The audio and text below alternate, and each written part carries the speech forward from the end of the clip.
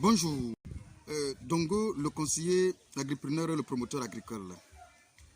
Ici, nous parlons uniquement que d'agriprenariat, nous parlons de business agricole effectivement, et ici nous parlons des différentes techniques culturelles qui vous permettent d'avoir toutes les compétences nécessaires pour pouvoir mener à bien vos différents projets agricoles.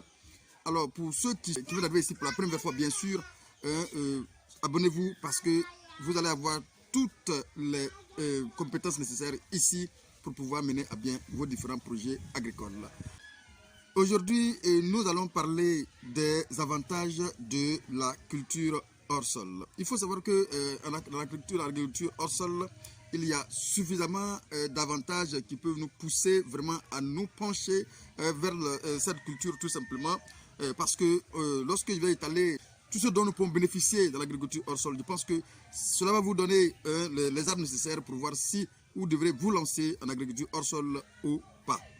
Alors, en agriculture hors sol, déjà, il faut savoir qu'il y a au moins une possibilité de réduire les risques en termes de maladies qu'on peut rencontrer dans la culture plein terre, tout simplement, où on a la possibilité de réduire ces risques-là déjà. C'est très important de le savoir immédiatement. On a la possibilité d'économiser effectivement de l'engrais et de l'eau, parce que les racines sont alimentées selon les besoins.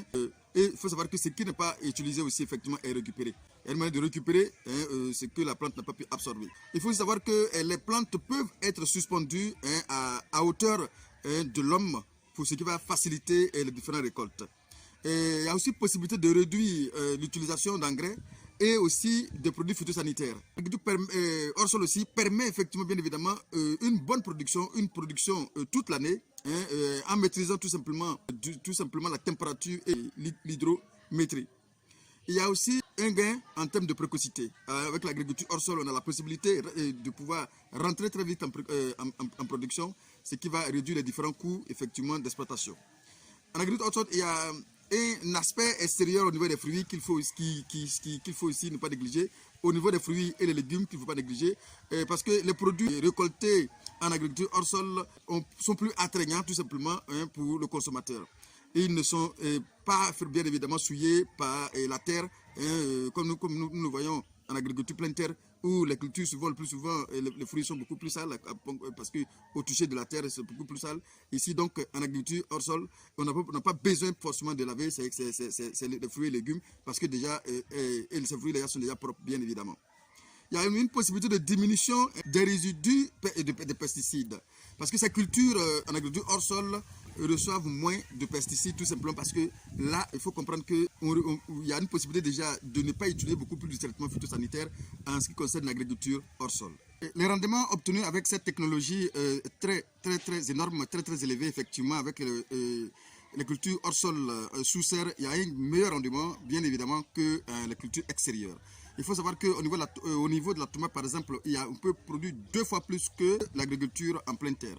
Et au niveau du concombre, on peut aller jusqu'à 3 fois plus qu'en agriculture pleine terre. Alors, donc, il faut savoir effectivement que cette technique de culture est tellement rentable et qu'il faut vraiment prendre ça au sérieux. Voilà, le contrôle et la maîtrise aussi de la nutrition sont efficaces aussi au niveau de l'agriculture hors sol. La sériculture hydroponique est possible dans toutes les régions du monde où les terres ne sont pas aussi cultivables. On note l'utilisation efficace effectivement de l'eau et des fertilisants, et de même la facilité de stérilisation tout simplement des substrats et de la réduction des coûts qui s'y attachent. Les plantations ont une densité élevée et se caractérisent par une augmentation du rendement au mètre carré. Notons bien évidemment aussi que avec les problèmes écologiques que nous rencontrons actuellement dans le monde entier, l'agriculture hors sol peut permettre effectivement de réduire ces problèmes écologiques et environnementaux. Et aussi pour ceux qui sont des agripreneurs qui sont d'ailleurs lancés en agriprenariat, ils savent le problème de la main d'œuvre que nous rencontrons effectivement.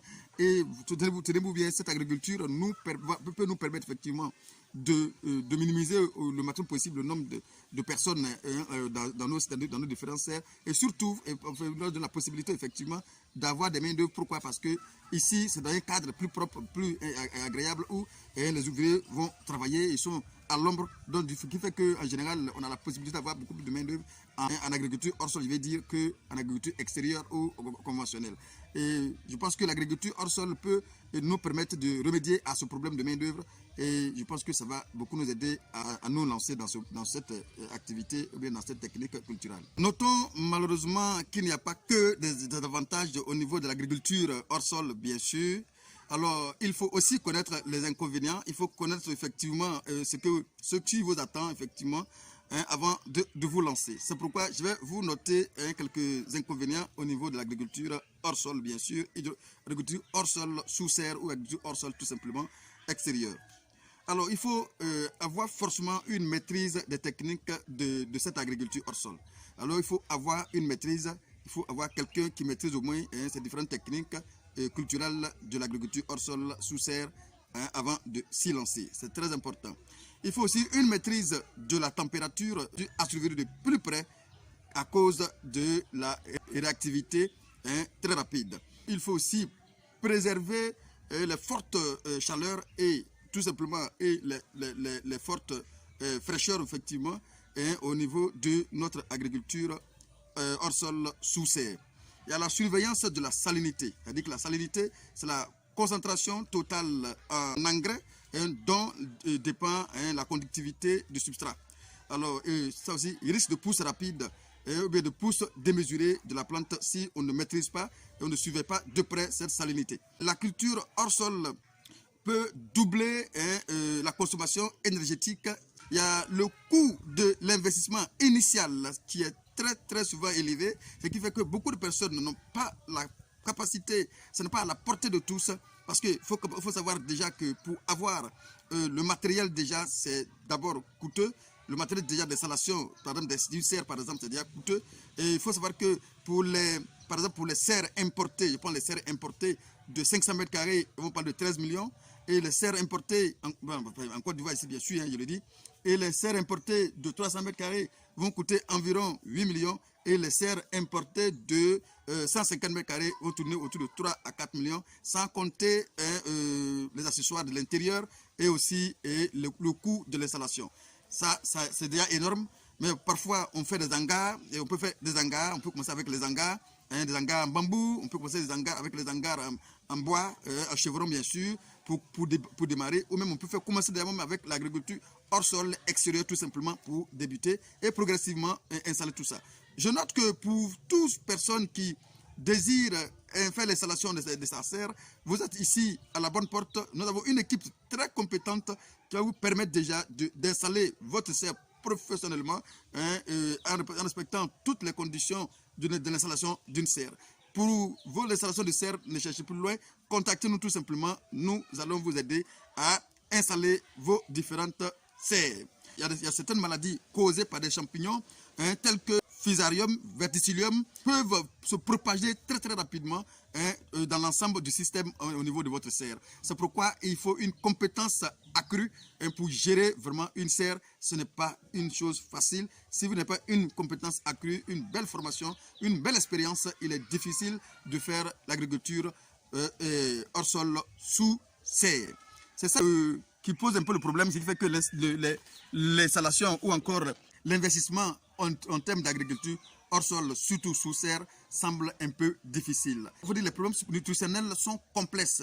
Pour l'hydroponie, par exemple, il est difficile d'être reconnu, par exemple, ou certifié en milieu de l'agriculture biologique, tout simplement en raison des normes de certification. Parce qu'il faut dire qu'en agriculture hors sol biologique, ce n'est pas aussi facile comme on le pense pour pouvoir avoir les éléments nutritifs nécessaires biologiquement pour que la plante puisse se développer correctement.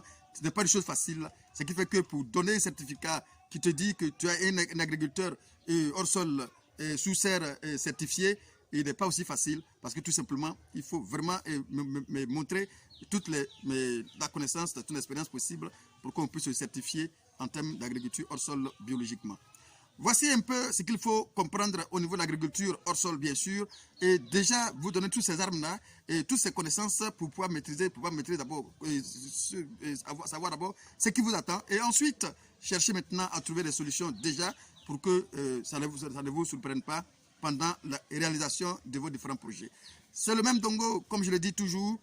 À bientôt encore une fois pour une autre vidéo. Abonnez-vous pour ceux qui découvrent cette chaîne pour la première fois. Abonnez-vous et il y a beaucoup d'autres choses qu'on va vous dévoiler pour que vous puissiez être au parfum de toutes les connaissances nécessaires pour mener à bien vos différents projets. Merci et à bientôt.